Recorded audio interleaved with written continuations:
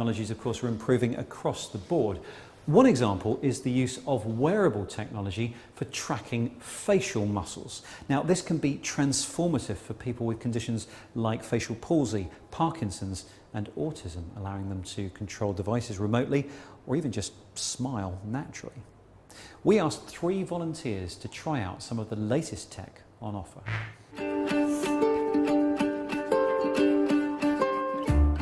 My name is Gretchen Robertson-Smith and I'm doing my daily routine. It's a series of exercises to flex the muscles in my face.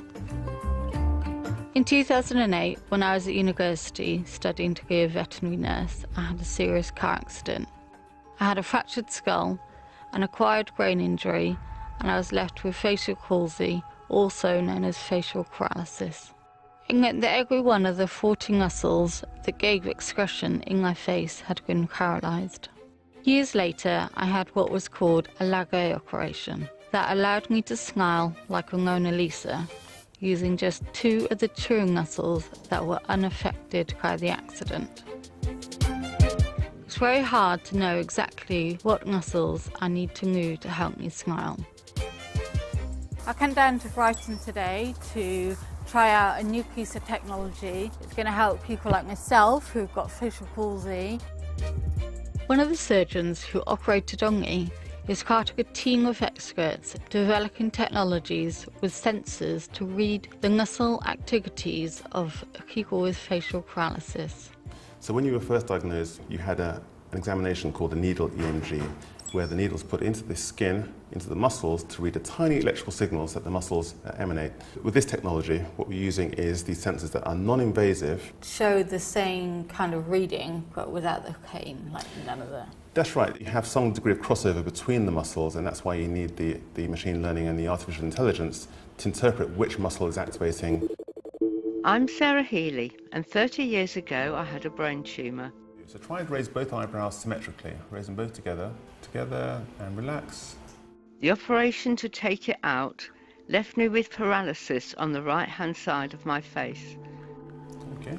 Now smile with lips together. I am certainly not alone, as there are about 100,000 people in the UK who have had facial paralysis for years.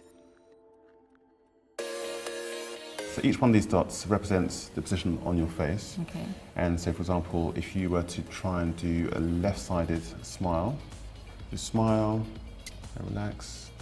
And the darker the red, the bigger the signal. So because my left side is better and stronger, it's showing up stronger on the screen? That's right.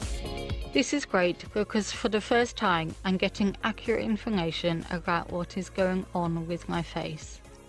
I tend to overwork this side of my face, so this really is giving me feedback that knowing how to dampen down the movements I don't want, and this is just so good at doing that. I'd sort of try and practice in front of a mirror. It's not quite as subtle as this, is it? And also I'm not that keen on looking in mirrors, to be quite honest. But it doesn't end there.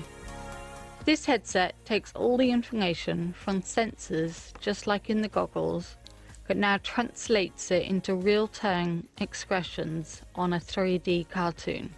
Yeah, so I'm trying really hard to make her do a full smile. Yes. But it feels funny on my face. Yes. Doing it to a mirror, you kind of tell yourself what it looks like. That's right. Whereas she is like, oh no, that's not what it looks like. My name's George Dale. I'm the owner of Worthing Football Club. And a lot of my day-to-day work involves using a computer, and it can often be quite time-consuming. Before I had my car accident in 2010, I was a player for the club, and on my way up, the accident left me with a broken spine and 10 months in hospital.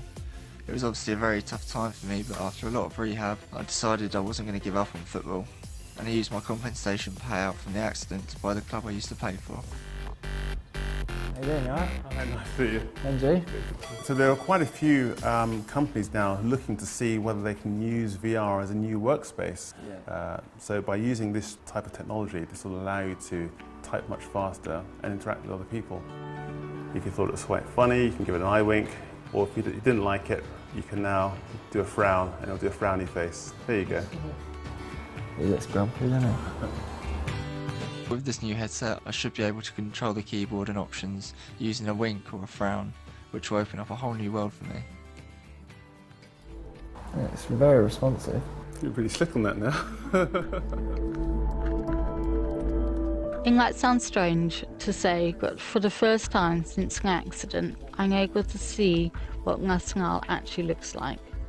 Not to make it sound like, I don't know, a strange way, but you're kind of doing it with somebody else, and it's not such a lonely thing. My biggest aim for this will be able to help me smile symmetrically.